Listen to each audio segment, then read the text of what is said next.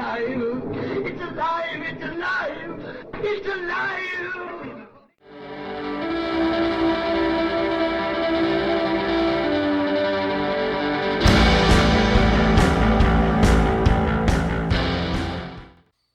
Hello and welcome to Alive After Reading. I'm your host, Tim Niederreiter, author of fantasy, science fiction, and that's basically it.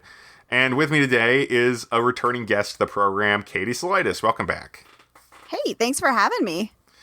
Well, it's great to have you and your blue snowball, which I also have a blue snowball, which you can't see it on the video. But I love this microphone. It's a nice microphone. But anyway, that's not the inside baseball. Katie, tell the listeners a little bit about yourself and the books you have out there.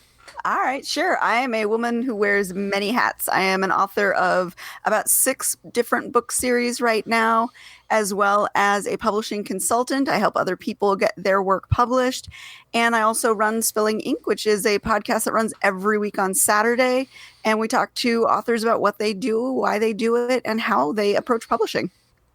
Wonderful. Yes, it's a great show. I enjoy dropping in on it when I get the chance. Just to listen most of the time. I have been on it before. It's good. It's a good show. We gotta get you back on it. Yeah, it'd be great. I'm just a call away. All right. Well, I'm gonna hold you to that. Oh, okay. That's a little scary. Anyway, so maybe I shouldn't have put myself out there, but it's fine. So I don't do anything on Saturdays anyway. Who am I kidding?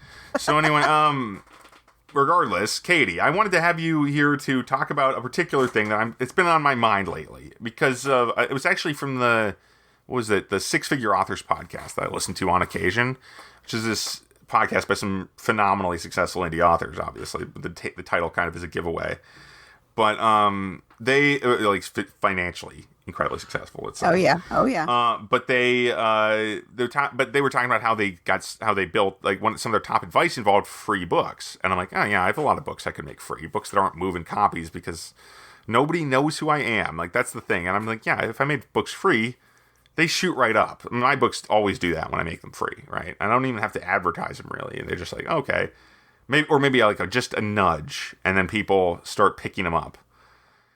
And the free charts on Amazon are super non-competitive, relatively speaking, compared to the paid charts, right?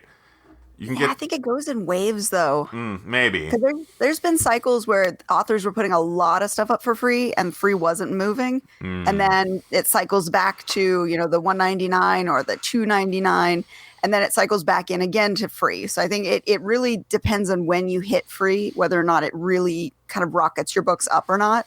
But the free... The premise of using free as a reader magnet is to lead them into something usually. Absolutely, yeah.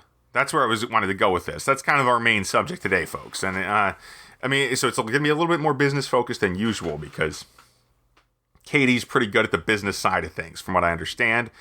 And we don't talk about that much on this show normally because this show is more about the creative and the touchy-feely and the craft side of things most of the time, but. But you do have to think of the business end because as an independent author, you are the project manager of your book, not just the writer. Yeah, that guy's really bad at his job, at least in my case. Fire him. Well, we can't be doing that. He's the owner of the company. He can fire me. Well, then you need to get him a better assistant. Damn, I'm thinking I'm the only one who could do that. Anyway, whatever. Enough about splitting myself into multiple people. We're done with that. So, as far as your experience with free books, have you ever made a book free online on your? I have. And I do the reader magnet thing. So I use the first in a series. So I've got 6 series out right now. One of them is a co-written, so I don't have control over that one. But the other ones, I usually either drop the first book down in price, or I'll make it free, or I'll use, if it's in a KU situation, I'll use those free 5 days to really kind of amp up the interest in that book, with the hopes that they'll take the first one at the free or reduced price, and that will lead them into the other books.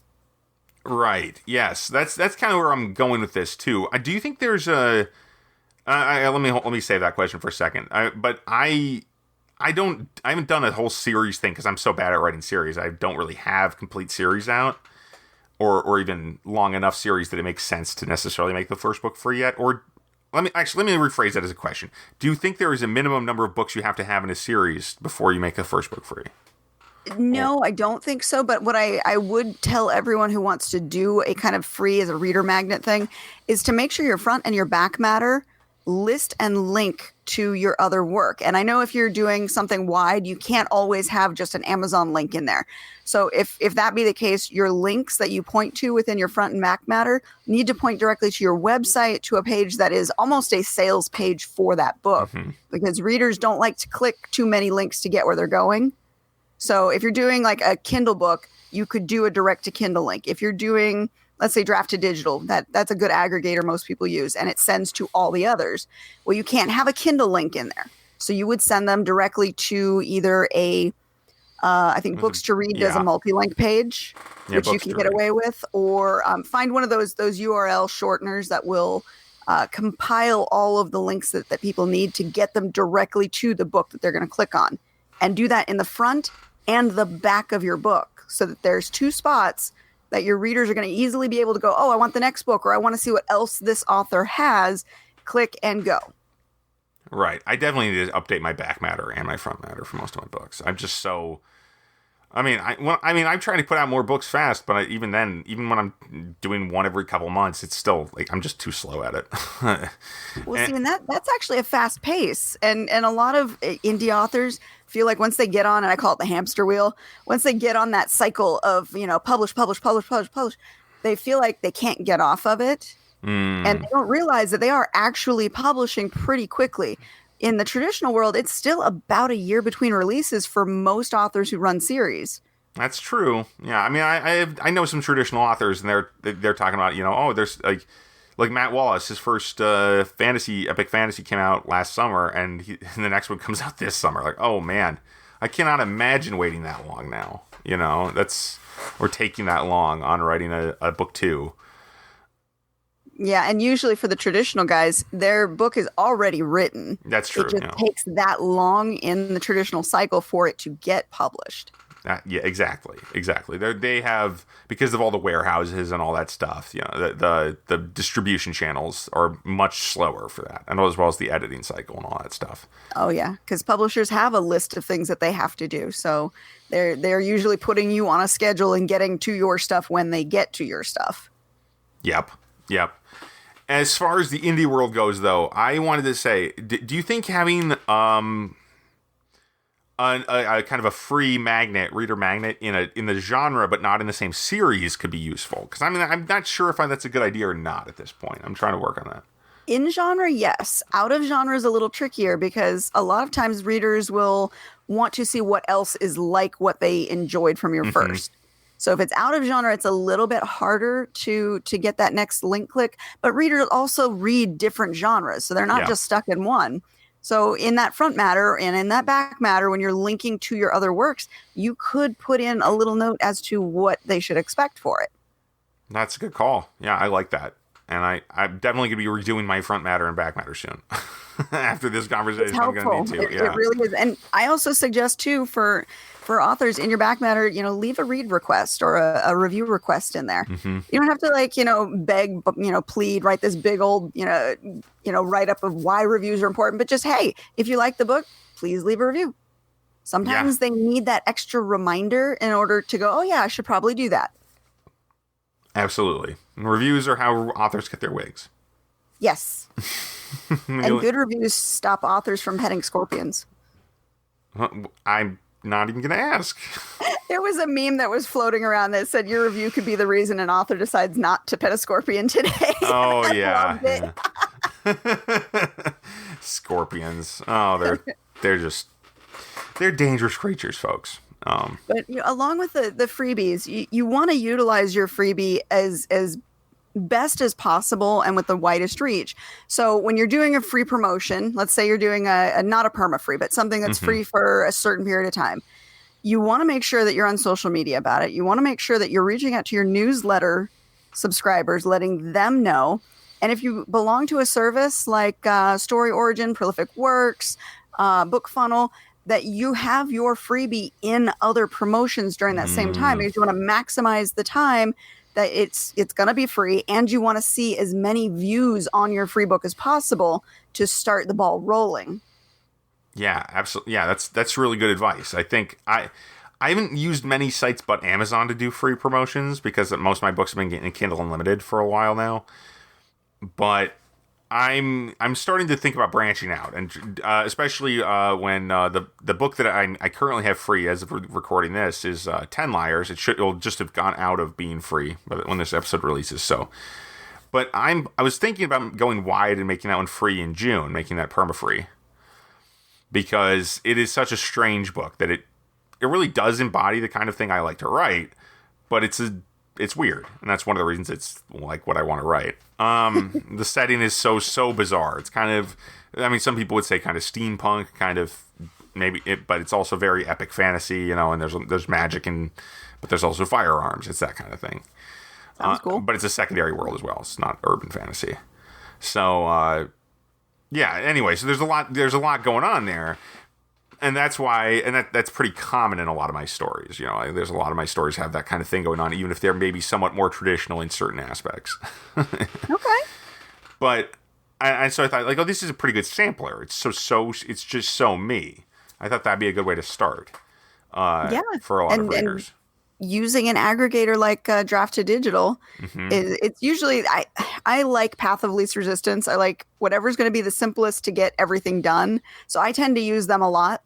And they not only do the library distribution, but they also do Kobo, Barnes & Noble, all the big names, the iBooks. Yeah. It covers all of them, and you only have to load to one spot, and you have pricing control, which is beautiful. So you could make it free wide just like that. Exactly. Yeah. I just recently made another of my books free wide.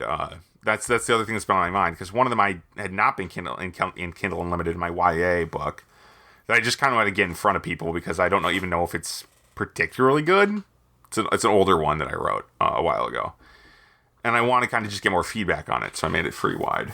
The nice thing about Draft to Digital too is it creates that books to read link for you that aggregates all of the locations for your book, so that you can get that one click to every place to make it easy for your readers. That's a good point. Yeah, I mean, I love Draft to Digital. I really appreciate their formatting as well. I use that for a lot of the books, even when I publish them just to Amazon.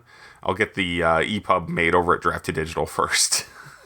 They do a fairly good job. Yeah, I mean, it's nice and it's reliable.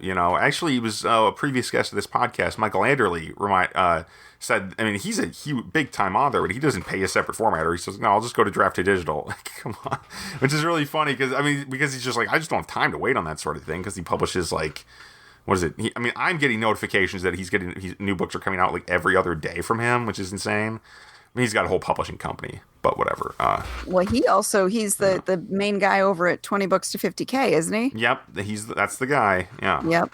And his company, he publishes a bunch of co-authored books and books with other authors and stuff. But and for all that stuff, he's like, yeah, I just use Draft to Digital to format them, because then there's no know-how. It's all automated, very clean in a way. I mean, yeah. And if you set up your Word document with just some basic formatting as you write it, Draft to Digital really will just take it and run with it and make it look nice. Right. And now they're doing print too. So anyway, that's the plug for Draft to Digital today. Print is pretty interesting from them, actually. Their print formatting I like, because now I don't have to fiddle with page numbers for hours in Microsoft Word. I'm on the opposite end of the spectrum, but I am also a professional formatter, so I have my own things to say. But yes, for the do-it-yourselfer, it does make life simple. I mean, I made some books with the page numbers. That's the only part of formatting a book I'm like, I'm not going to do that anymore. I hate that. I hate doing page numbers. Hate doing page numbers is what I meant. Otherwise, I can format a book just fine. But the page numbers always screw with me. My biggest issue isn't the page numbers; it's the alternating headers for the chapters. That's the one that I tend to be a little stickier on, but that takes a little time. Just any header, honestly, is kind of fishy in Microsoft Word or OpenOffice or whatever have you.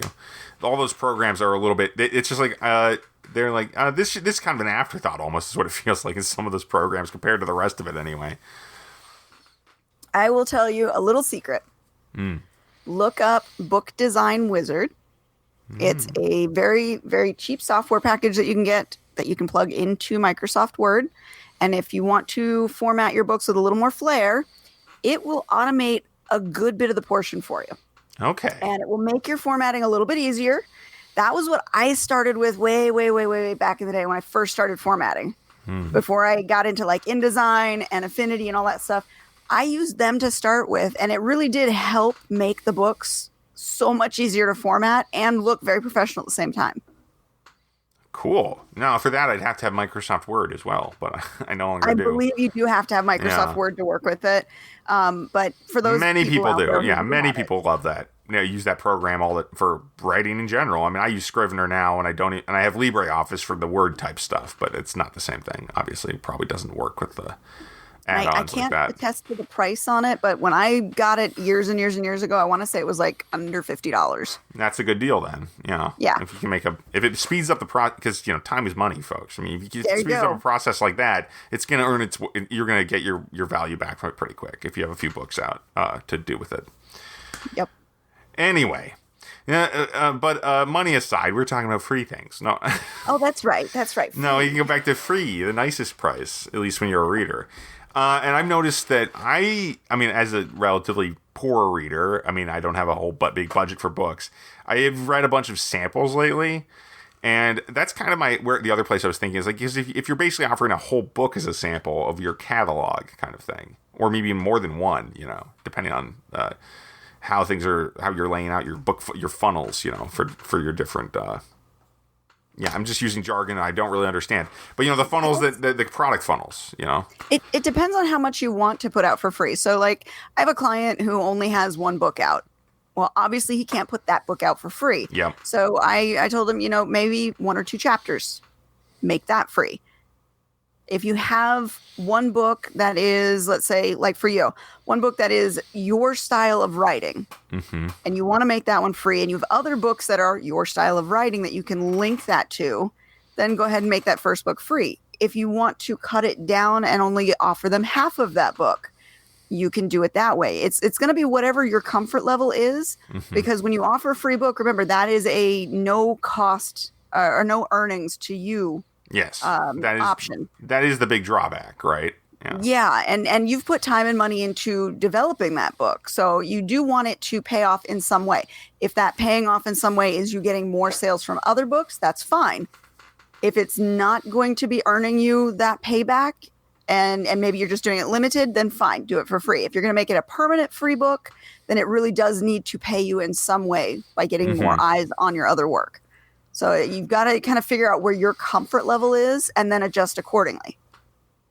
I think that's good advice in general. I mean, lately I've been noticing, because I've whatever 10 or 12 books out, but they're all scattered, for the most part. I've one series that's got 3 books, 2 series with 3 books each, one with 2, and then the rest are all just standalones basically at this point, or the series starters that never got followed up on, and basically is how I actually laid it out, which is not a great place to be. Let me put it that way. After whatever 5 years of publishing, it's good. Yeah, exactly. I'm just trying to make use of some of the stuff that's kind of on its own. Right. Yeah.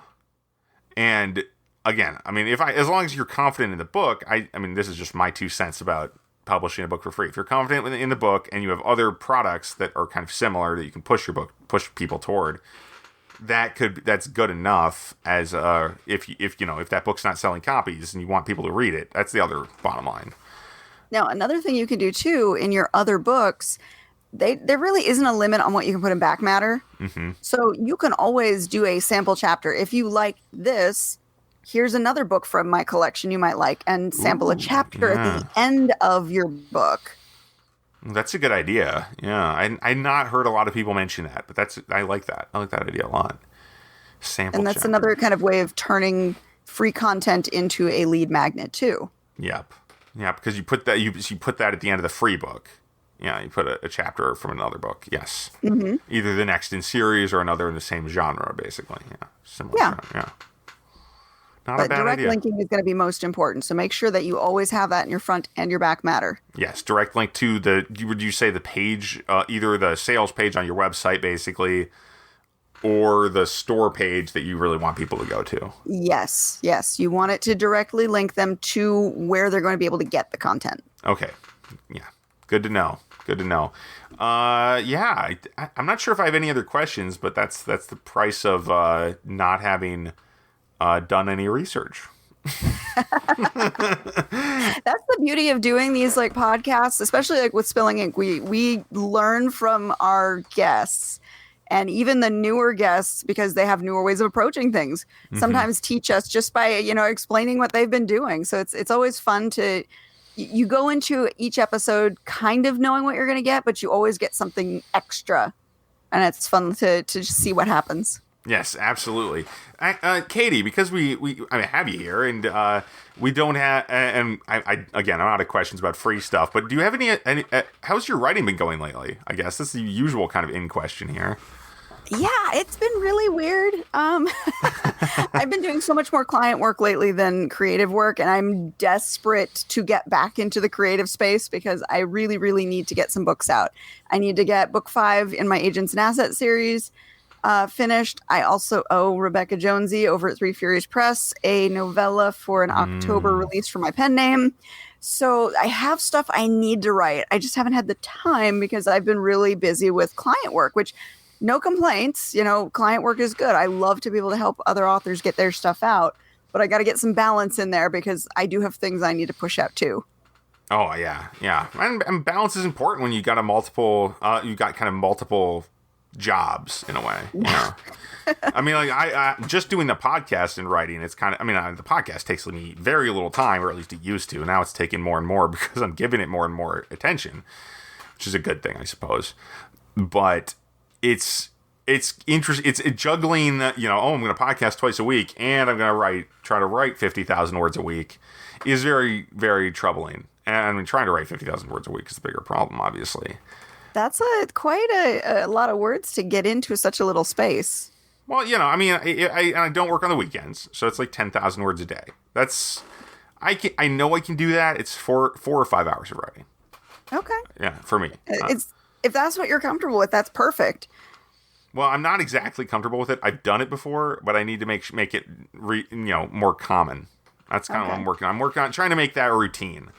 Even though I know, and maybe I'll just take a break and do 7,000 words a day for a while. I think that's probably what's going to happen, because I can seem to get 3 chapters in, 3 or 4, but then when I get to that 5th chapter, that all important 5th and 6th chapter to finish the 10K day, I'm so tired by then. Now, are you a pantser or a plotter? I'm a discoverer. Yeah, so you might say a pantser. Yes. Yeah. Okay. I build like a springboard and then I just go. Yeah. I feel like the pantsers, and I fall into the pantser category too, tend to have the most problems if they don't know what they're going into during the writing session. Mm-hmm. So like if you just sat down without thinking about it beforehand and went, I'm going to write now, that's when it becomes really difficult. But if you've been like thinking about it, while you're doing other things and you sit down, you're ready to write, then the words tend to flow really well. Yeah. That's the similar advice to what Rachel Aaron gives in her 2K to 10K book, which is great. I think every writer should check that out, even if you don't want to write 10,000 words in a day. It's a nice book about, writing better and writing more. So it's nice, and it's short. People can read it. Also, you can check out the blog post on her blog if you want to read it for free. I think the book might be free too, but never mind. The ebook might be free, but I don't remember exactly. I've had it forever, so who can say? But that one of the things she says in that is, just knowing what you're going to do next. I mean, she's a plotter, but in the case of it's what is it? Knowledge, excitement, and time were the 3 things she needs to write a bunch of words in a day, basically, to improve effectiveness. And but enthusiasm is one of the things where if you're not thinking about the story when you're not writing it, you're not going to write it very fast either. Yeah. It needs to be like, while you're taking a shower, it's still going on in the back of your mind, or you're driving to work. And, it's got to be the back of your mind if you're interested in it. Mm-hmm. If it's not sitting in the back of your mind, you're not as enthusiastic about it as you probably should be, which, again, that makes it harder. Yes, exactly. But there's always ways to get more interested. And the other thing is that it's possible to be very into your story without necessarily being interested in it. That's one of those distinctions I think is worth making. Like, I think J. Daniel Sawyer made this a while ago on a different podcast. He said, it's like, and he's kind of a guru when it comes to writing advice, but I like this one a lot, where he said, you want to be interested in your story and not obsessed with it. Yeah, I think this was on one of the episodes of the Roundtable podcast back in the day. Sure. Because obsession can just kind of burn you out and will make you think about your story without thinking about it in a useful way. Okay. I think that's where he was going with it. I don't know if he elaborated on it to that extent. But interest is like you want to do stuff with it, whereas obsession is you just want to stare at it, basically in your mind's eye. Sure, I like that. Now, I just finished in April. I did a 3-part series with the Henderson Libraries, which I did post the recordings on my YouTube channel. A series on storycraft, so on how to get over first draft problems, how to plot the story even for pantsers, and how to edit and kind of condense and clarify your work so that it sounds better and that it's a little cleaner before you send it off to editing. And in that series, I talk a lot about when you hit that writer's block phase, especially for pantsers, sometimes just going back and getting to know your characters and the world that you've set them in, and just asking yourself stupid questions and answering those questions makes it a little easier to figure out the problems that are stopping you from moving forward. That is good advice, but I want to ask you something about that. What do you mean by stupid questions? What kind of questions are stupid questions? Well, okay, there is really no stupid questions. So I won't. That's really what that's kind of where I was going with that. But yeah, but just anything like, what's the weather out there today in your character's world? What's the weather like? Yeah. Yeah. And is that stopping them from doing something? Yeah. Are they, what kind of clothes are they wearing? What does the landscape look like? How are they going to get to and from wherever they're supposed to go? Asking yourself those questions and forcing yourself to answer them creates the reality in your mind. Yeah. That's actually way more powerful than it even sounds, and it sounds good when you say it. But it's an extremely powerful technique, because thinking about your story world like it's real is just gonna pay dividends. I would say it always does for me. Yeah, and do the same thing with the characters. One of my favorite things to focus on with characters: what do they fear? Because fear is really powerful. Fear will stop somebody from doing something. Fear could motivate somebody to do something, and fear can cause erratic reactions to things. Yeah. So knowing what your character fears, and especially throwing a fear at a character, is really fun. And you can, when you think about it, when you run that question, that scenario through your mind, it really helps you get to know that character, and knowing them makes you be able to write them easier. Absolutely. Yes. Well, yeah. So that we got a lot of good miscellaneous advice in there too at the end. So Katie, thanks for being on the podcast. It's been fun to catch up with you. Yeah. Good. Yeah. Thanks for having me anytime. I love visiting with you. I love hanging out with all my author friends. Yeah. Hanging out with authors is one of my great joys in life. At this point, I think that's fair to say. So, Katie, where can people find your work and your services on the internet? Well, I am super duper easy to find. If you go to katiesalidas.com, that is my one-stop shop. You can get to anywhere you need from there. My YouTube channel, Spilling Ink, all of my media, any of my social sites, as well as where you can buy the books. So katiesalidas.com. Wonderful. Nice and simple. And as for this podcast, you can find us at mentalcellarpublications.com. I think if you're binge listening to the show, you're probably tired of me saying that. But that's cellar with a C, because it's a mental basement that to put things in perspective. Or timneitherwriter.com. If you can spell my last name, you can go directly there. They're the same site, but you can get there. And let me see, what else is there? Oh, yeah, we're hosted by Libsyn. In case you ever want to host a podcast of your own, that's a pretty good place to start. Especially with no video component, but YouTube's free. So what am I saying? Anyway, thanks for listening, everybody.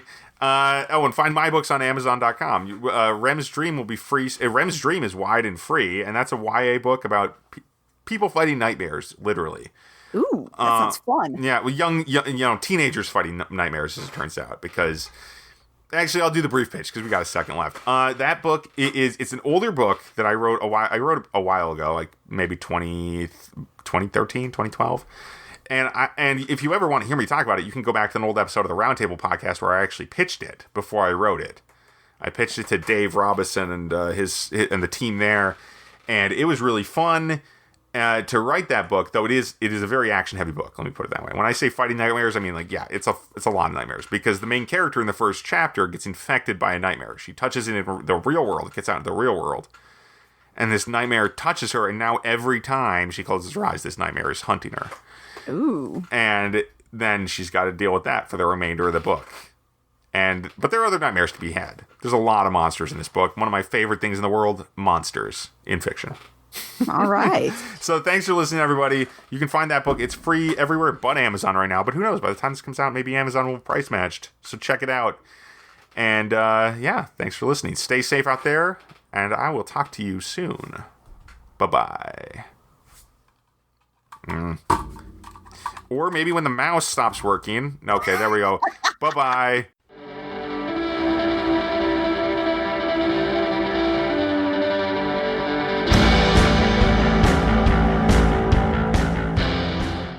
That tears it.